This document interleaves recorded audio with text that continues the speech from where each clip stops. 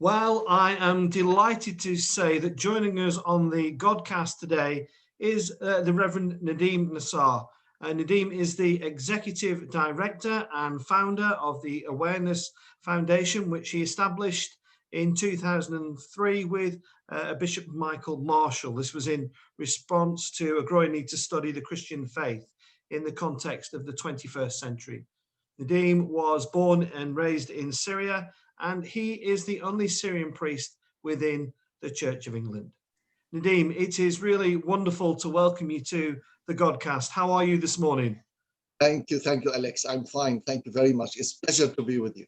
Lovely. And just for our viewers and our listeners who'll pick this up on the podcast, where are we communicating from? I'm here in Burnley. Where are you? I'm in London. In London. Okay. So that's probably a good place to start, Nadim. Tell us about your journey. At the moment, Alex. So, Nadim, tell us how you got to London. How's your journey brought you here? Oh, well, my journey here came through Syria, Lebanon, Cyprus, Germany, England. Gosh. I studied theology in Beirut during the civil war in Lebanon. Okay. In the 80s. Yeah. And then I continued my education in Germany. I studied my PhD, but before that, I was in Cyprus for a year. I worked with the Middle East Council of Churches and the National Presbyterian Synod of Syria and Lebanon. And then I came to Germany for my PhD, and then I came to England. Okay. What was it? Was it work related that brought you here, or was God calling you here? Did you feel, or? Well, I needed some secondary literature for my PhD in English, because in Germany they gave me the permission to write my thesis in English rather than in German, because I was planning to go back to the Middle East. And of course, I was going to teach in English, not German. So I needed some books. I came to Cambridge on sabbatical, and I stayed at Westminster College for the United Reformed Church. Okay. As you know, in Syria, there is no Anglican church at all. We don't have an Anglican church. So I was brought up Presbyterian, but my mother is Orthodox. So it's a wonderful combination between Protestant and Orthodox. Okay. And came to Cambridge for some research. Yeah. And then got to know the United Reformed Church. And then the URC called me to be the senior chaplain to the universities and colleges in London. And this is how I came to London. Right. Okay. And just, I think myself included, Nadim, I think there's a bit of an ignorance about life in Syria. But if we can just talk about you there as a young boy, what was life like in Syria as a boy? Was it a safe, beautiful place, or was it less so? No, it was a wonderful place. I grew up in a big family, 6 children. Okay. 2 sets of twins in the family, and I grew up by the sea. So my hometown is a Mediterranean port called Latakia, and I grew up in a sea environment. I was very much attached to the sea. Okay. And when I moved to Beirut, then was a big shock for me. I was very young. I was 17 when I went to study theology, and I was the youngest ever theological student in the Middle East. And was there in Latakia, was there a big Christian community, or? Yes, a big Christian community, but the biggest Christian community in Latakia was and still is the Greek Orthodox. And my mother is Greek Orthodox. My father was Presbyterian. And the Presbyterian church in Latakia was and still is the biggest Presbyterian community in Syria and Lebanon together. Okay. Well, we have something reasonably in common there, because my great-grandfather was an Orthodox Christian but he resided in Constantinople, or right. more commonly known as Istanbul, of course. And when you were going off to study at 70, you say 17, that was, how did that go down with the family? Were they delighted and proud, or were they fearful and unsure? They were very fearful. Of course, they supported me because I grew up in a very, my parents were very open-minded, and they never imposed on us any decision or anything what to do in life. When I said I want to study theology, because nobody in the family studied theology before or was a priest or a clergy, they supported me. But of course, when they knew that the School of Theology was in Beirut, then was the shock. Yeah. How can you live in Beirut? Nobody lives in Beirut in the 80s. No. It was the height of the civil war in Lebanon. And it was extremely tough, Alex. Yeah. It was living in hell. Well, why did you go to Beirut? I didn't know. I wanted to study theology, and the School of Theology was in Beirut. Right. So I went to Beirut. I was very young. I was 17. I went there, and suddenly I was in the middle of a crazy situation, absolute madness in Beirut. Yeah. And just again, for people's ignorance and my own, what was the political landscape in Syria like at that time? We were under the same regime, the same government. I mean, the president was the father of the present president. Yeah, yeah. And it was also tough economically, and it was tough politically in Syria, and everything. The whole Near East was extremely boiling.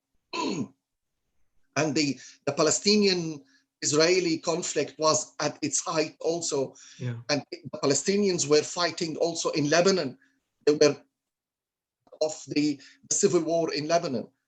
Plus the militias of different religions in Lebanon. Even Christians had militias in the name of the Christian community in Lebanon.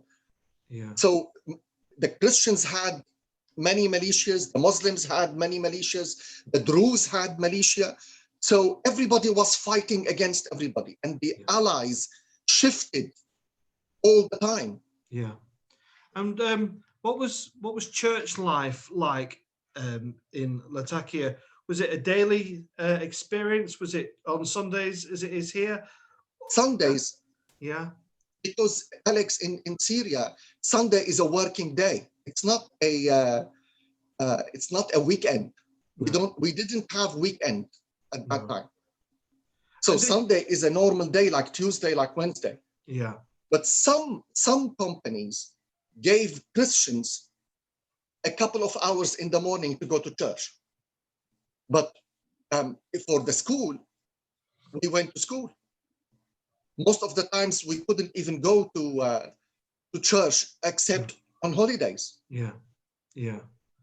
So would that mean that the family, would you practice out your faith within the family? Would you sit and read the Bible together, or sing, or what would you do as a family in terms of faith? Prayer, we often prayed together, and yes, the Bible was very much part of the family, but we were not overly religious, conservatively religious. No. My family was very relaxed, very open. Our social life was huge, big family, and you live by the sea. It means you have a lot of visitors because of the sea from outside Latakia. I reflected on that very much, and I enjoyed doing that when I wrote my book, The Culture of God. I put a lot what it meant to live in a sea community like Jesus did. Yeah. It's different when you live by the sea. Yeah. It's more vibrant, it's more challenging, it's more open. Yeah. The sea gives you this openness to the world. Right. Yeah, yeah. Of course, that's why many people like to retire by the sea, don't they? Because they Yes, exactly. yeah. I grew up by the sea. I started the other way. Now, when you were heading off to Beirut, Nadim, was the thought of being ordained in your mind at that point, or was it just a pure kind of desire to learn more about theology? I was very young, 17. I wanted to be like the pastor in my church. I didn't know what it meant to be ordained. No. So I went there. I didn't know any theology. I just wanted to be like the pastor in my church. Yeah. So I started studying, and then you grow up. I grew up and as was shaped in Beirut. Yeah. But unfortunately, it was the violent environment rather than a peaceful, healthy environment for a young 17-year-old man to grow. So what shaped me was the war. Yeah. That what left a huge mark on my personality. I'm sure. I'll come back to that in a moment, Nadim. I'd just like you to talk to me about the positive things about Syria. I've followed the crisis for a long time, but talk to us about Syria, the country, and what it has got, and the positive things within that beautiful country. Syria, I remember in my research, and a lot of research came out when we celebrated the millennium, the year 2000. Syria celebrated 10,000 years of civilization, not existence, civilization. Mm-hmm. Egypt celebrated 7,000 years. Yeah. So Syria is very deep rooted in history. Yeah. It is the cradle of civilizations, as they say, because we have enormous amount of history, which a lot has been lost during the civil war in Syria, unfortunately, and a lot was stolen. Most of our history was stolen from Syria, systematically stolen, and in an organized crime, just not haphazardly as a casualty of war. Yeah. We lost a lot of our history. Yeah. Syria goes back to 10,000 years ago. Yeah. You have castles, you have very old churches, like go back to the first and second century. Yeah. We have Romans, we have Roman sites, we have Greek sites, we have ancient sites, we have all kinds of history, layers of history all over Syria. Yeah, yeah. It's just listening to you talk, Nadim, I sense the passion for the country and the love for the country. I just want you to, I worry that, Syria is not really in the headlines anymore, or certainly not as much as it should be because of numerous other things going on in the world. And I also think that people don't fully understand the issue there. Can I ask you, Nadim, to put in the most simplest form for people, what is actually going on in Syria at the moment? What is the crisis? The simplest form that I can put it, put the crisis in Syria is it's a proxy war.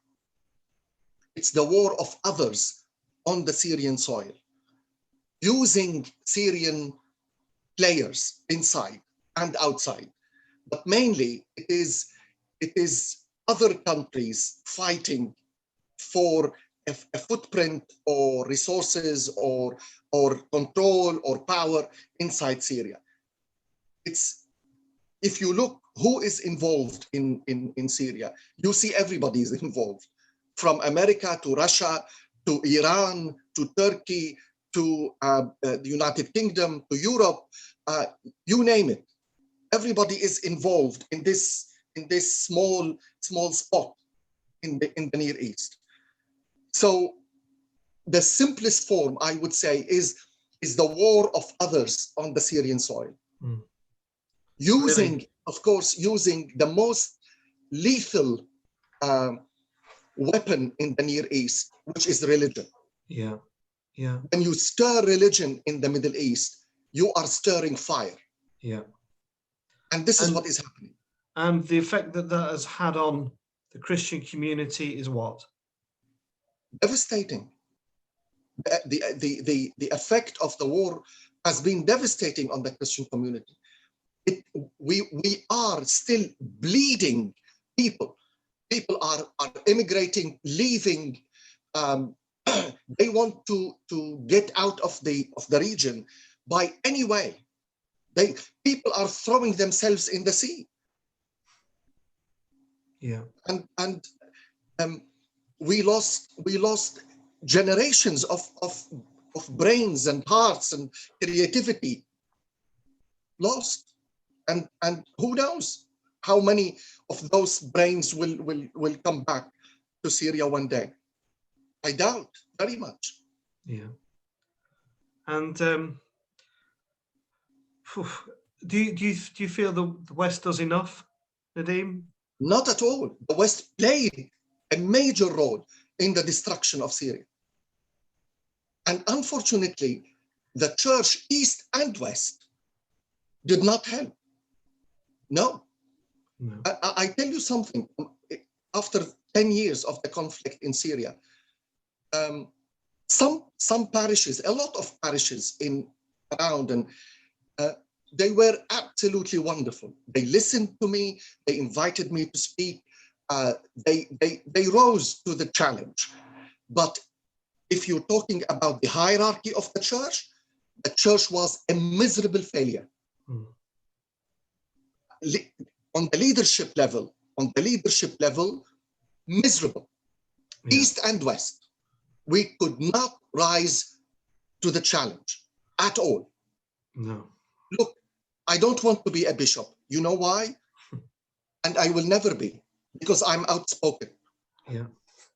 And the church in the West has learned to be weak and to be silent and not to challenge. No. And one of the biggest mistakes the church is doing is being associated with the establishment. We are not free to talk. No. I remember one diocese said to me, well, it's difficult to have Nadim in the diocese because he's too outspoken. Yeah, but people need to hear these things. And I think I don't think it's brave. I think it's very honest. And I think people need to hear it and people need to respond. And if that means you're not a bishop, then I applaud you for just, The last thing I want. I'm sure. And if you look at the ministry of Christ, if we are really following Christ was loving, was healing, was giving. He gave himself. And he was the most loving, tender, merciful man. But at the same time, he was a revolutionary. He challenged the establishment, and especially the religious establishment. He shook it. And because of that, he was crucified.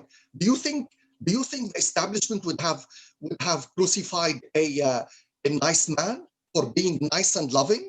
Yeah. No. Nobody would crucify a person for being nice. No. And yet, Nadim, you've been through these difficult experiences in Beirut and Syria, but you're here as an ordained man, serving Christ in the Anglican Communion. And some people will say, will say to you, well, where is? It's a standard question. Where is God in all that suffering and pain? And how would you? I thank God for that, because my suffering and my pain shaped my ministry, opened my eyes to the true ministry of Jesus Christ. The risen Lord, you see the risen Lord in the middle of bloodshed and violence and pain and the pain of other people. You know, Alex, when I graduated, I asked myself, why wasn't I killed in Beirut? I was supposed to be killed in Beirut. I faced death many times. And my question was, what do you want from me? Why wasn't I killed in Beirut? After 7 years in hell, you spared my life. My prayer was, lead me. What do you want from me? And he led me. And I saw his hand day by day by day by day. And the Ministry of Peace and Reconciliation through education that we are doing at the Awareness Foundation, every single day I see God's hand in the foundation, that we are spreading peace, the culture of peace, the culture of life. Yeah. This is what we're doing. Yeah. And so tell us about the Awareness Foundation, Nadim. How far spread is that? Where is that work mainly carried out and distributed? We are established here. We are registered in the UK, in the United States, and we are registered also in Canada. So in three places. But we are active very much in Syria, Iraq, and Lebanon. And we spread peace through education. We have programs for young people and for children. We have a program called Ambassadors for Peace, and that is for the young people in the Near East. And another program for children called Little Heroes. We empower and equip young people to find the power in themselves, in their faith, in God and in the risen Lord, to be agents of peace in their broken communities. It's not easy, Alex, to live in a broken community because of bloodshed. Yeah. And gosh, it's really powerful stuff, this, Nadim. It's hard hitting and it's what people need to hear. But can you share a few success stories of the Awareness Foundation for us? Oh, yes, many. Those young people are amazing when you empower young people. Unfortunately, also, the Church of England, we do not give enough attention to young generation, to young people, to empower them, to give them, to equip them to play the role in the church and in society. We have fantastic young people who turned 180 degrees after the program. I remember a young man said to me, he said, "Father, I was dead and now I am alive. I thought my life ended in war. But no, actually it started." And a young lady went to the UN and challenged the UN to help her realize her dream, which was to open a library in the church. Yeah. And the UN said, "Where did you learn that?" She said, I was equipped through the Ambassadors for Peace program for the Awareness Foundation. And my dream is to have a library. And they were fascinated by her dream, and they supported her. Yeah. And she turned a room in the church and made it a library. Yeah. And she realized her dream. And now there is a reading room and a library in this church for the whole community, not only for the church. Yeah, I think just listening to you talk, it just and we you know, we have people who aren't Christians who watch this. Is what's really powerful, I think, is the redemptive nature of being a Christian. And we're not having a raging battle like in Syria, but in our town in Burnley, we have a raging battle with addiction and poverty and things like that, and violence. We have seen people among young people. Yeah, and I've got friends working within the church, and some of the projects and events and conversations are absolutely inspiring. How people are, like you say, they're doing a full 180-degree turn, turning away from what it was and what it is now, and that is living in a life as a Christian, and it's so positive and inspiring to see. Absolutely. And it's really wonderful. Nadim, time is moving on very quick, and we try and keep these to half an hour. But it's been absolutely fascinating talking to you. How's life in England? Do you like living and working here? I love England. I really do. And I wouldn't have lived 23 years if I didn't have deep love to the country and deep love to the culture and with all the challenges, because every community, every culture has its own challenges. Yeah. And I love the country. I love the people. I love to be in London and in England and interact with the diversity of Yeah. of the backgrounds and cultures in one place in the world. This Yeah. is um, um, this is a grace we need to hold on to. Yeah. But the challenges are there, and we need to address them. But like every society, who doesn't have a challenge? No, no. And we have a standard question now on the Godcast about whether the people we've interviewed have been to East Lancashire, Burnley in particular. I have. You have, okay. Tell us. I was many times in Blackburn. Okay. We led days and in for reconciliation and peace, and we were invited to have roundtable discussions. And we have a dear friend who retired now, Ed Saville, who was in the diocese. Yeah. I'm sure you know Ed. I do know Ed. And also in Burnley and in Preston. And we were very active in Lancashire, and I love it. Yeah. I really do. Yeah, I know Ed quite well. Ed taught me, I think he taught me ethics when I was training, actually. Really? We had some And good. of course, our dear friend Chris Chivers, who was a canon theologian at the Cathedral of Blackburn. Yeah. He taught the awareness course in Blackburn in the early days of the Awareness Foundation. Yeah. And when you're not working and studying and praying, what's your kind of hobbies and interests? Nadim, what do you like? I write. I love writing. I wrote a book called The Culture of God. And I paint. I love painting. Okay. What do you paint? Portraits or landscapes? What do you? No, I paint theological ideas. Ah, okay. And you have family with you where you are? My two sisters are here and my mother. Okay.